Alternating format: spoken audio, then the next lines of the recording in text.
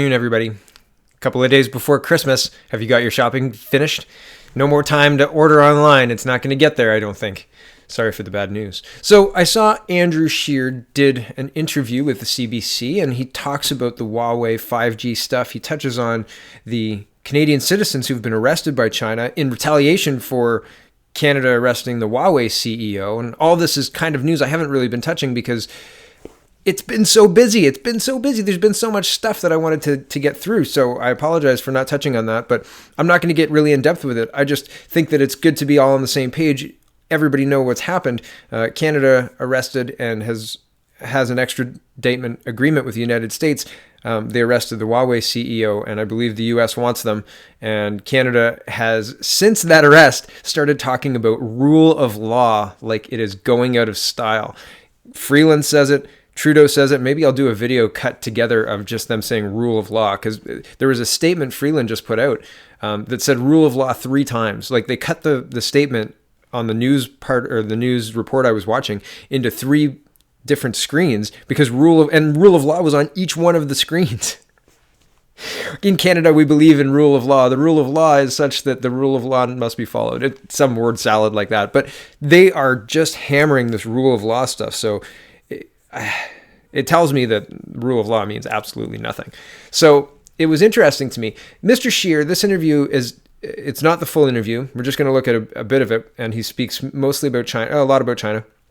But I find it interesting. At the beginning, he starts with these are serious times with China. And then I'll show you, like, less than a minute later, he's like, yeah, but we totally need to trade with China. We need to maintain those relationships, but we just have to be careful about it. And okay, I don't know. I don't know what the balance on that. Are we going to continue just letting everybody buy real estate in Vancouver? Like, are we just going to sell Vancouver piece by piece to whichever rich Asian person wants to buy it? And by Asian person, I mean person from China or Asia, that part of the world. Like, that's what we're doing. And is that the kind of stuff you want to continue, Mr. Scheer? I'm not sure I'm agreeing with you. But first, we'll get there. I'm sorry that my voice is so much louder than the recording here. And Mr. Scheer, please, you need to get closer to the mic or something. Although the interviewer is also quiet in this, so I apologize. I can't make this any louder. It's as loud as it goes, and me turning myself down I get complaints for weeks before I get it recalibrated. So I'm gonna leave myself where I'm at. But sorry about this. Here's Andrew Scheer, and we're gonna listen to Serious Times with China. Is there any doubt in your mind that they are detained in retaliation for the arrest of Huawei's CFO? Well, I go by some of the messages that are coming out of the Chinese regime. The newspaper that's very closely linked to the Communist Party and the government of China, clearly indicating that this is that the two are linked. I think we're entering into some very serious times with our relationship with the government of China, and this government needs to be very prudent and be very cautious about that. What does that mean? Well, we've seen in the past Justin Trudeau professing his admiration for the basic dictatorship of China. We've seen this government refuse to have national security reviews for the takeover of Canadian companies that have sensitive technology. To date, silent on whether or not Huawei will be able to participate in the 5G spectrum auction. So those are all things that give us cause for concern, that this government has pursued a policy of appeasement to the government of China. And now when something like this happens, we see that still not on the same page on things with the government of China, like independent judicial processes, independent actions of police, and potentially linking domestic issues with Canadians who happen to be in China. When you say potentially linked, I just want to be clear. Do you feel that this is for certain retaliation, that the detainment of those 2 Canadians is China retaliating for the arrest of Huawei's CFO on Canadian soil? Well, that is my belief. And again, that is my belief based on what I'm able to read. Of course, the government has access to more classified information and more sensitive information. But based on what I can observe, statements coming out of the government itself, messages from the regime, and also from, as I said, the newspaper that is so closely linked to the Communist Party, that is certainly the indication that it seems. And until we know otherwise, I believe that it's more prudent to operate under that assumption than to assume that everything's all right here. Is it fair to call this government's policy one of appeasement? And I ask because when your party was in government, you allowed a state-owned company, CNOC, to take over Nexon. Is that not appeasement? I mean, I think there's a difference between allowing for investment in Canada, and look, every government of Canada will not only welcome Chinese investment in our economy, but also seek it out. And there are areas where we should be welcoming partnerships and investment. It is good for the economy when you have foreign investment, and there are many cases where we want that to continue. But we have to be very prudent. We have to look at this on a case-by-case basis, and I believe the best way to deal with the government of China is to be very prudent and to, where it makes sense, obviously through a great deal of scrutiny, allow for these types of investments to go through. But when we're talking Okay, so at the beginning, he said, yes, we know China has been involved. Oh, wait, he says that in a little while. So in about a minute, maybe less than a minute, he says, we know that China has been involved in cyber attacks in the past, and that's something we have to be really, really careful on. Actually, he says it in the next 10 seconds here.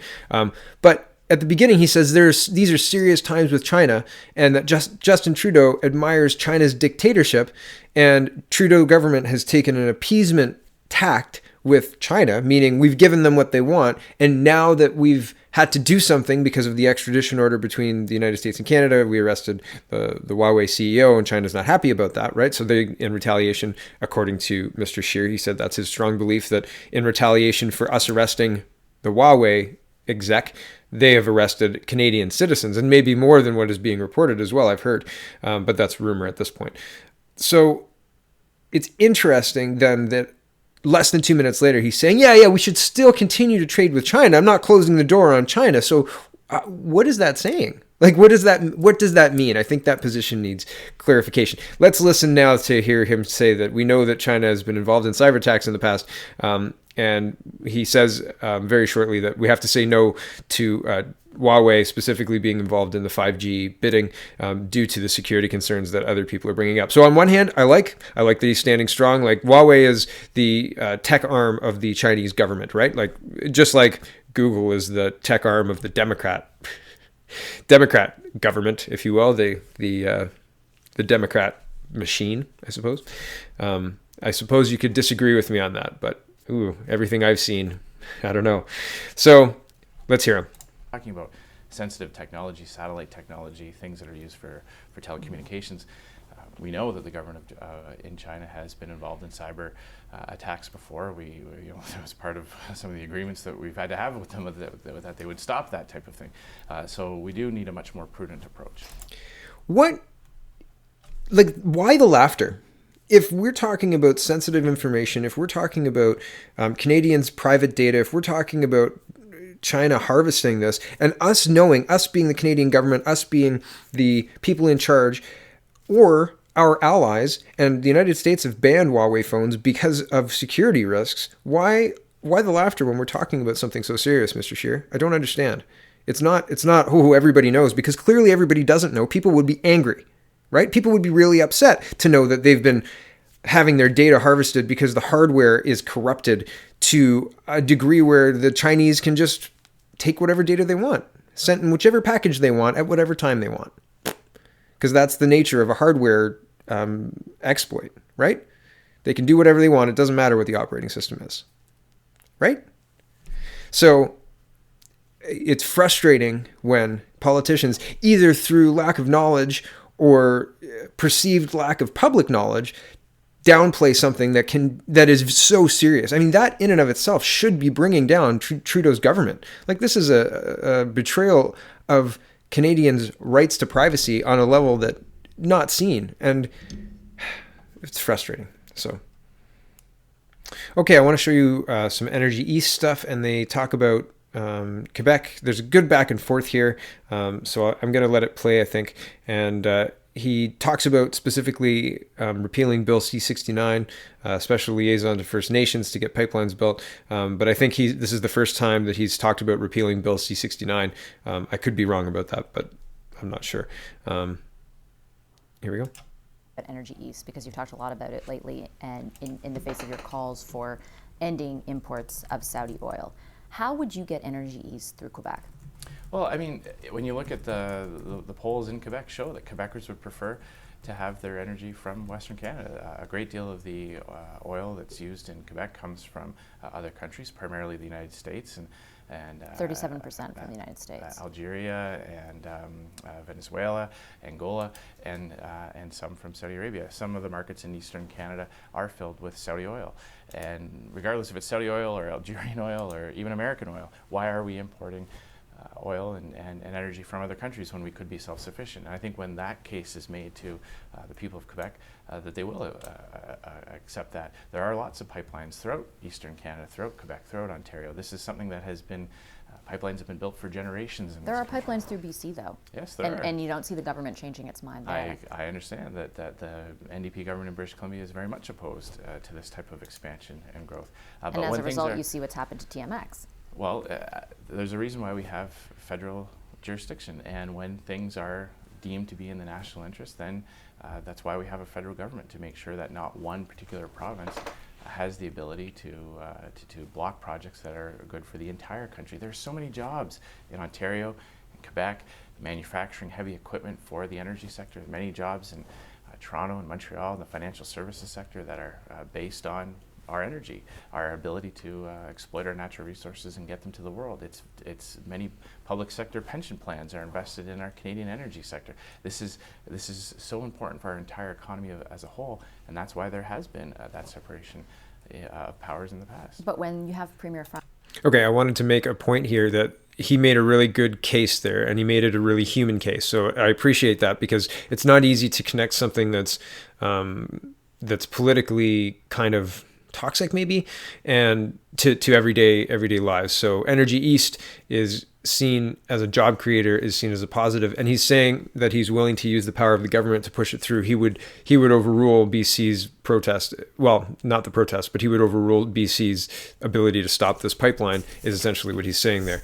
And so again, I appreciate him taking firmer stances on these two things. That's good. That's like, you don't want a leader who's wishy-washy on these things, right? So I wanted to point out he is taking a stance. He made a good case for it, and he backed it up with, Canadians are invested in the jobs. They're invested in the industry. They're invested financially. Their retirements are invested. They have a vested interest in this industry doing well in the future. That is a good case that speaks to voters, and that's well done on that front. So do more of that. That's good. To resonate, right? That's how you resonate. François Legault saying Energy East is dead. Do you think that a company in Canada is going to back that pipeline? Well, I think you're right to point out the problem as it exists, say, under this Liberal government, and that there is no confidence in the energy sector. There's no clear path forward now. They've killed Energy East. They killed Northern Gateway.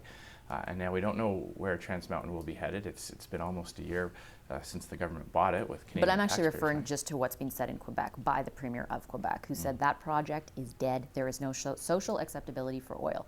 What private enterprise do you think would then endeavor to spend billions on a pipeline to get it through a province where the Premier says something like that? Well, that's clearly going to be the challenge in 2019, is for our government to come up with the way forward. I've already outlined a comprehensive plan to restore confidence in the energy sector by repealing Bill C-69, by establishing a special ministerial representative to do the First Nations consultations properly, to enact the legislation that would clearly determine that these projects are in the national interest and therefore fall under federal legislation. If you can't convince a company to back, a private enterprise to back Energy East through Quebec, would you put federal money behind it? I always believe that the private sector solutions are the best. We've had that be the case for generations in this country. It's only up until the Liberals became government in 2015, only until Justin Trudeau started making changes to the approvals process, that we've seen this mass exodus of private sector investment. So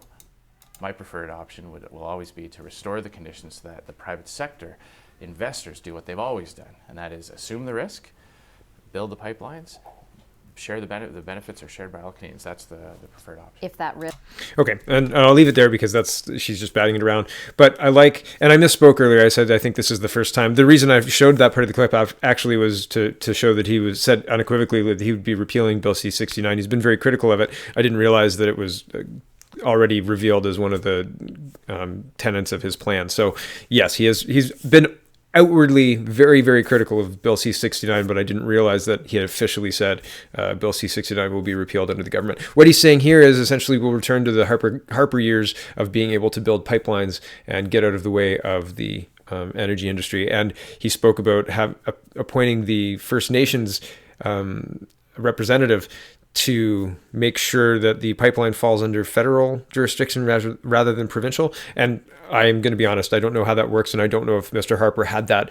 So I'll have to look into that, because that was news to me. I don't know if that's a new position, if that's something that Trudeau's brought in and Scheer's going to continue, or if that's something that's been in since 2000, or like when did we have an Indigenous person representative? I understand that going through Indigenous lands requires communication. I thought that was done through courts and through treaties and through, like, when we watch about the agreements that happen, and they all come in and they all sit down, et cetera, et cetera.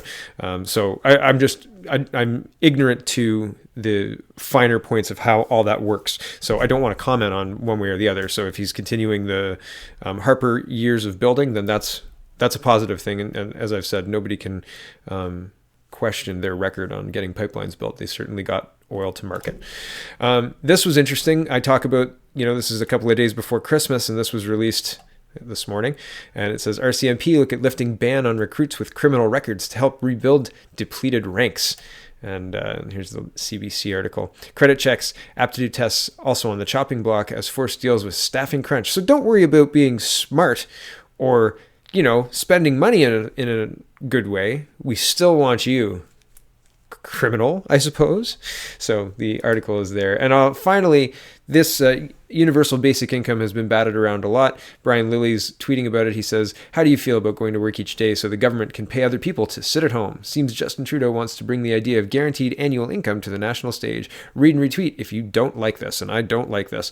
And a welfare state is a welfare state, and if you have open borders, well, you've got an unmaintainable situation that will just crash and burn. Like, you can't. Where's the money going to come from exactly? Like, this isn't viable when we've got Alberta running on all cylinders. It's just not. It's as simple as that. The math doesn't work. And at this point in time, I work in tech industry, and AI is not there yet. And the second it gets there, we're going to know about it. We're going to know about it quick. But right now, there are plenty of jobs. So I don't know. The universal basic income seems like a silly idea. All right, that's enough for me. I'm not sure I'll be able to maintain 2 shows a day. I'm going to try for 1 show a day. I like to be looking at what's going on. So we'll see where I go through the rest of the holidays. But my daughter is home and all that other fun stuff. So if my shows are not as regular over the next little while, I'll be back to it in January. So thanks for watching, everybody. Have a very Merry Christmas. I'll be around, certainly. I'll try for at least 1 a day. Maybe 2. We'll see. Okay, have a wonderful day. Thanks for watching. And check out the peoplespartyofcanada.ca and tell 1 friend about it. Because, hey, maybe you disagree with what Max is saying, but they might not. Let them make up their mind. All right, thanks for watching, everybody. Happy holidays. Merry Christmas.